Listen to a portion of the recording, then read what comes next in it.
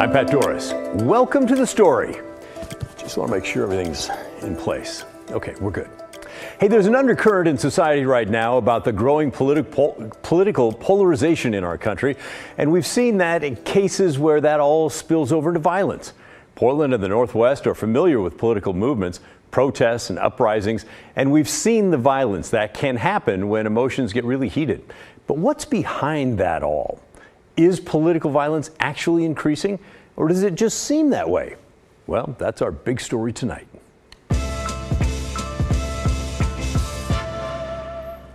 In the last few years, Portland has been in the spotlight on the national level for protests, riots, vandalism, and clashes between political groups.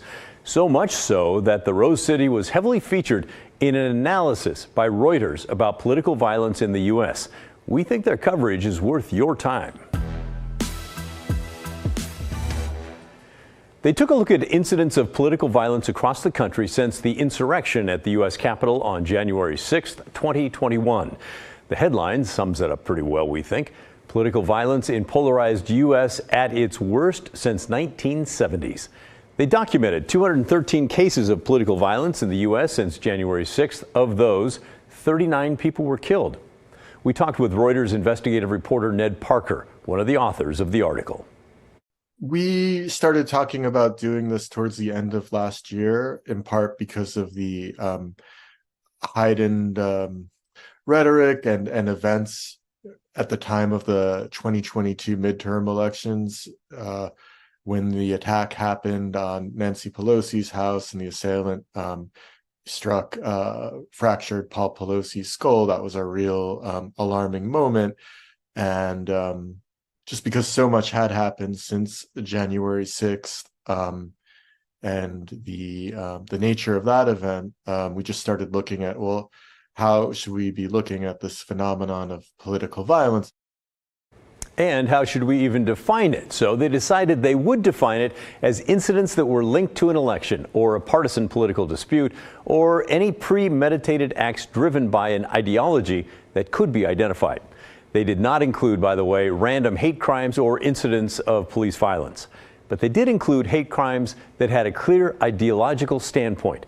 As I said, they identified 213 cases of political violence that fall under the definition since January 6th of 2021. 76 of those were individual acts of violence between people.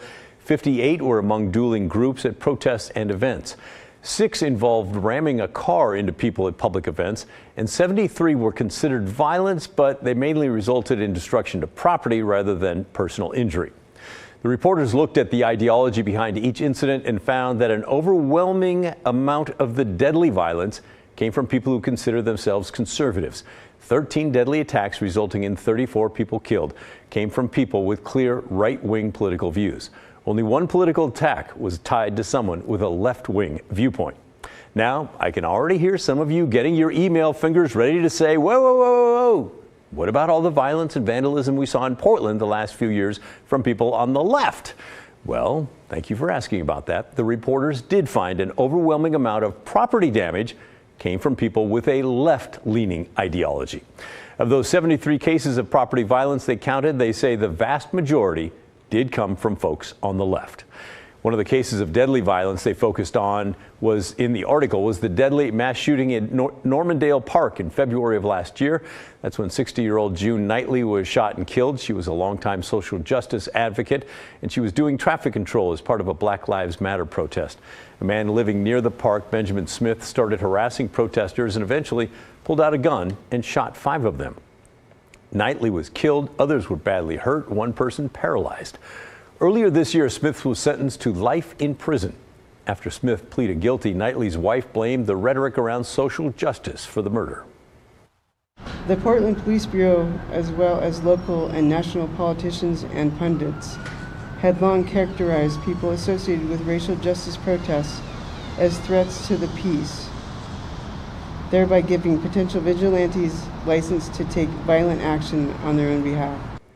Smith's roommate told reporters that since the pandemic started, he had become increasingly agitated about politics, that he posted his grievances against liberals online, sometimes making racist, anti-Semitic remarks, and that he would throw tantrums and shout about shooting liberal activists. Smith eventually emailed the reporters from jail and told them, hey, the shooting was about much less than politics than people think, but he did not elaborate.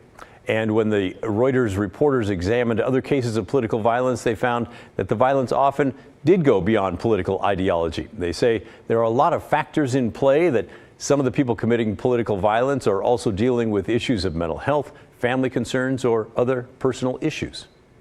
What the proportion of it is that's truly political and what proportion of it is the personal, that's hard to say. But these acts of violence are really a mirror on different problems in our society. Reuters says they heard varying explanations for the rise in political violence: financial anxiety, the COVID pandemic, changing demographics in America, and coarse political rhetoric coming from the Trump era. You can check out the entire article now at Reuters.com. And by the way, let us know what you think about this. You can email your thoughts to thestory@kgw.com or call and leave a voicemail. The number is 503-226-5090. The city of Portland has picked 2 community organizations to help reduce gun violence. They will work with high-risk youth on the city's east side. Earlier this year, here on The Story, we shared how Portland wanted to focus on communities surrounding 3 high schools. They are McDaniel, Park Rose, and David Douglas. Now we know who will be doing the work. Investigative reporter Evan Watson has our story. At Going Home 2, Michael Fesser has a plan. How we've been doing it over the years, you just go out and you build relationship. So we will be, around the schools or the hot areas, talking to the youth, talking to the parents. His community organization is one of the latest to be picked by City of Portland leaders to try and fight back against rising rates of gun violence. Now, it's nothing new to look for ways to stop shootings. But most recently, Portland asked groups to propose how they'd work with young people on the city's east side, in the neighborhoods surrounding McDaniel, Park Rose, and David Douglas high schools. Intervening in before they pick up a gun, before they shoot someone, before they become a victim of gun violence is important. It changes the trajectory of your life. So, Portland will give Fesser's Going Home 2 and Everyday Grind about $750,000 each in American Rescue Plan grant money to do the work. Fesser says the money will let him hire local staff to build relationships with young people at risk for gun violence. The motto of us being able to be out in the community and pay people a okay wage to do it, and it will transfer lives. You'll see a difference, and you won't see it in a day, you won't see it in a week, you won't see it in 2 weeks, because this didn't happen overnight. But you will see it eventually. Portland police report that shootings in Portland are down slightly from the last 2 years, but still much higher than the 2019 and 2020 levels. The city's Office of Violence Prevention used a map of shooting clusters to choose the east side outreach locations for these community groups. While the cluster map doesn't show that young people were involved or responsible for the shootings, Fesser and city leaders say this is a long-term strategy. Just knowing where the people are, where the kids are, where the problem is, and going out there and attacking it head first. Evan Watson, KGW News. Thanks, Evan. And while we're on the topic of gun violence and crime, around 150 Portland police officers started wearing body cameras today. It's the culmination of nearly a decade of back and forth between the city and the police union. The 2-month pilot program uses Axon cameras. The officers wearing them are with Central Precinct and the Focused Intervention Team, which is Portland Police's gun violence reduction group. Department policy requires the cameras be turned on for every service call. The cameras will automatically turn on when an officer pulls their gun, taser, or turns on their vehicle lights. They even come with a 30-second buffer that records 30 seconds of video before the camera is switched on. Accountability, obviously, these things are going to be on, and they are going to record everything. So I think it's going to make it safer for officers. It's going to make it safer for the public, because everybody's going to know there is going to be an irrefutable account of what happened. We have a lot of investigations where video is key, and jurors love video, and the DA loves video, and to be able to be like, here's the video from 5 different perspectives of what happened. Especially with the drug investigations we're currently running, it'll show a full account of we rolled up on this person, we pulled drugs, we pulled the gun out. This is them. Here's the video. It's in evidence. So going forward, we're really excited to have these. Officers will not be able to delete, edit, or alter recorded video. The system keeps track of who watches a video and when. You'll remember the latest sticking point between the city and the police union was if and when officers could review body cam footage when writing their reports. Well, the compromise they finally came up with says officers can review the footage before writing a report for minor incidents, but not for things like use of force incidents and shootings. In those cases, officers have to give an interview or statement first before watching the video. Once this pilot program wraps up in mid-October, the city will need to sign a contract to equip the entire police force with body cams. We'll be watching. Still to come on the story, Chief Meteorologist Matt Zaffino joins us to talk about air quality concerns and the storm Hillary's impacts here in Oregon, when the smoke is expected to clear and stay out of the metro, and what folks in eastern Oregon can expect as Hillary continues north when the story returns.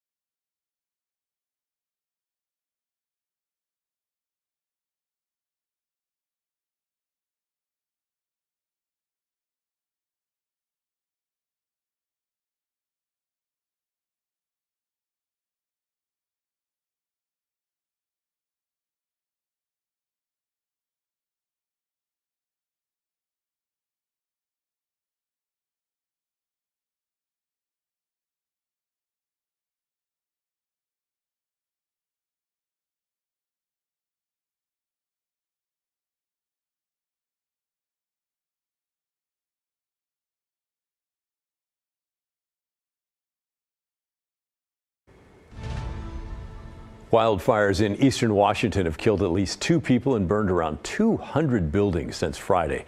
A 10,000-acre blaze called the Gray Fire is burning just 15 miles west of Spokane, where 1 person was killed. Another 10,000-acre fire north of Spokane, the Oregon Road Fire, is being blamed for the other death. The smoke from these fires is adding to the haze in the region that so many of us have experienced and saw over the weekend. In fact, I joined some colleagues here at KGW to climb Mount St. Helens, and we had a firsthand look at the smoke that rolled into our area. You can kind of see it down below us. It kind of looks like a nasty fog. We made it up and down without any trouble, but I got to say, I was coughing a bit Saturday night after we were done from the climb. Look at that. You can barely see Mount Hood way in the distance poking up through the smoke. That's our GM Steve there at the top. Matt Zaffino joins us now, our chief meteorologist. I know you've climbed St. Helens several times. Love it. Seems pretty clear this afternoon here in downtown, but the question is the smoke gone forever? You know, it'd be tough to say forever until the fire season is over, depending on the winds. By the way, I love those pictures, especially with the top of Mount Adams and Mount Rainier poking out to the north. Normally, when I've climbed Mount St. Helens, you see that kind of a view, but it's clouds down below, not smoke. So I'm glad you were able to get rise above the smoke and had a good climb. Such a great climb, summer or winter. All right, speaking of mountains, let's go to one of our other iconic volcanoes, Mount Hood, and you can see the smoke still up around the Cascades right now. But this is better than it was even an hour ago. I'm running a time lapse on this. I'll have that for you on the late news tonight, so hopefully we'll be able to see the whole process of the smoke clearing off. It is cool, just 57 degrees up at 6,000 feet. The coast, though, is clear, so marine layer clouds well offshore there, and this is what's been taking over the west side of the state. As I'm sure you've noticed if you've been outside today, the air quality is way better now than it was yesterday or this morning. Here's a time lapse. That's all smoke receding on off to the east with southerly or southwesterly winds aloft, pushing those high clouds through. So again, we're doing way better than we did. And I think the whole week, Pat, we're going to have some pretty good air quality.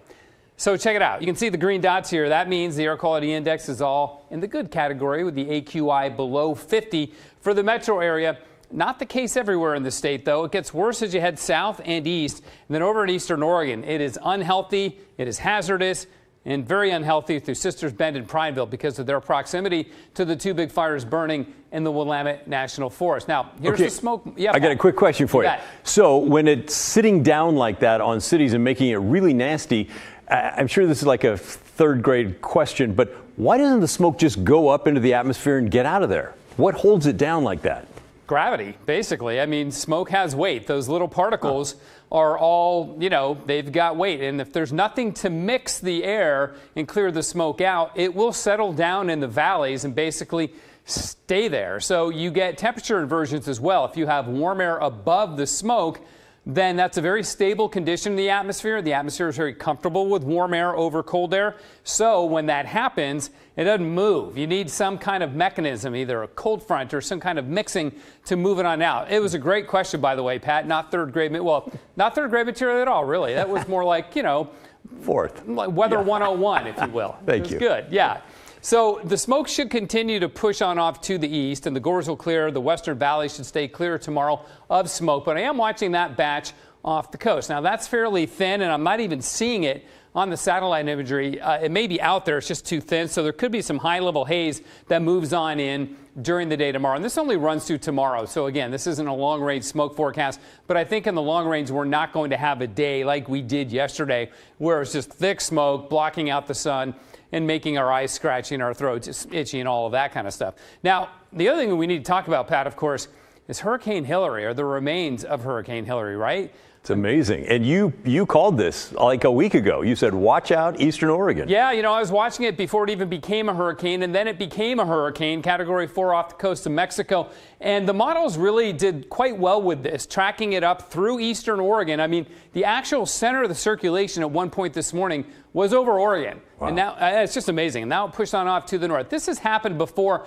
I remember hurricane and tropical storm, I should say, Ignacio, back in 1997 that produced rain in Southern California and in the Bay Area. Produced the rainiest August on record. It blew out a baseball game or two. They had accidents on I-80.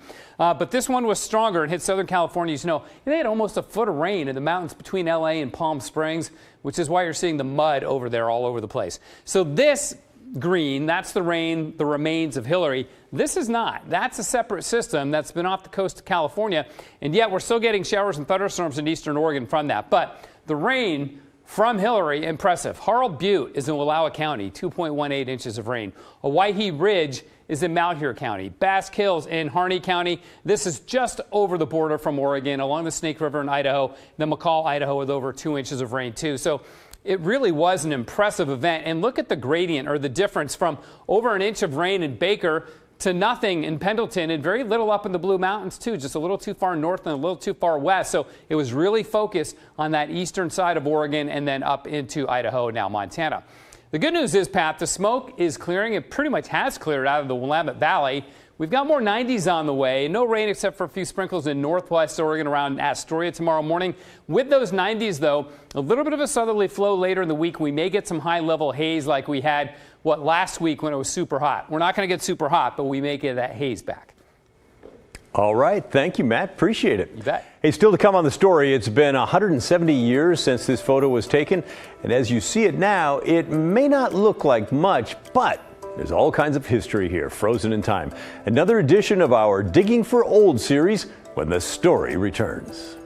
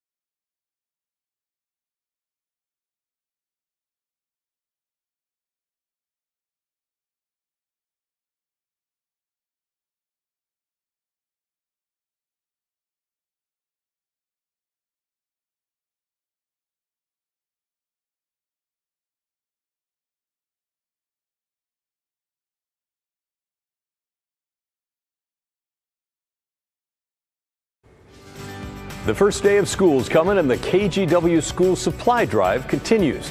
So far, we've raised enough cash and supplies to send 6,000 students to class with everything they need.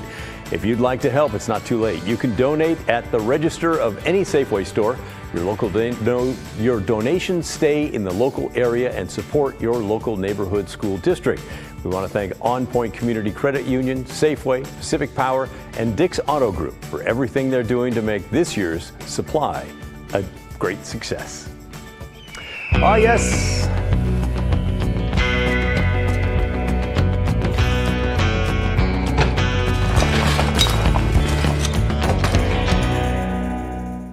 Yes, indeed. We're digging for old. It's that time again. It's Monday on the story, and that's when we're going to be digging for old for the rest of our lives. It's a massive collection that we're going through at the Oregon Historical Society. We started this segment 2 weeks ago looking at one of the first tolls in Oregon. And then last week we told you about an odd housewarming gift from the 1860s. If you missed those segments, not too late. You can watch them anytime on the KGW YouTube channel. Tonight, we're going back in time here in the city of Portland, years before Oregon even became a state. Here it is. You're looking at a moment in time, way back in 1853 in downtown Portland.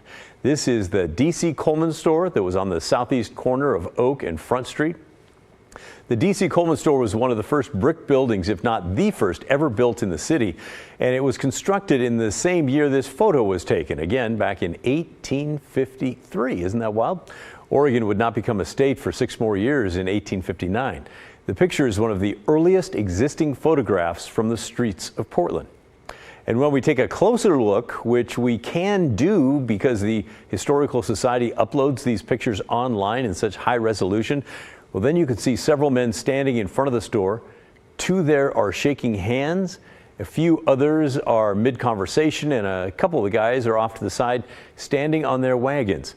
It's even fascinating to get a good look of the ground there in the photo. See that? Obviously a dirt road, but strewn with pieces of wood.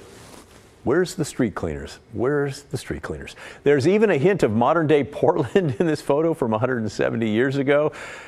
So sad but true. What appears to be a broken window on top of the tall door leaning up against the side of the building. We've certainly seen our fair share of those around town, haven't we? The image was captured using a daguerreotype process. It was invented in France by a man whose last name was Daguerre in 1839. It quickly gained popularity in the U.S. for being able to capture a truthful likeness, according to the Library of Congress. In 1850, there were 7 daguerreotype studios in New York City alone, 70. And a few years later, they were right here in Portland, Oregon. Here's a stock photo of what the cameras looked like. Those big boxy things, kind of cool. The images were created on a sheet of copper plated with a thin coat of silver. After exposure to light, the plate was developed over hot mercury until the image appeared immersed in a salt solution and toned with gold chloride. Who figured all that out? So yeah, a little more involved of a process than just taking out your cell phone and snapping a photo. You can see in our picture of Portland that the image has started to disappear just a little bit along the edges. Well, that's evidence of nearly 2 centuries gone by and the kind of history you can spend years discovering thanks to the preservation work done by our friends at the Oregon Historical Society. Now, do you have any ideas for our Digging for Old series? We've already been doing this for a little bit and we're getting emails and voicemails and we want some more. So if you have any ideas, please keep them coming. Our address is thestory@kgw.com, or you can call or leave a voicemail. The phone number is 503-226-5090. We love history. We want to dig into it some more. Hey, that's the end of our show. Thanks so much for watching. And remember, the story, our collective story, well, that never ends. Come on. In the meantime, stick around for the good stuff. It's coming your way next, and I'll see you right back here tomorrow night.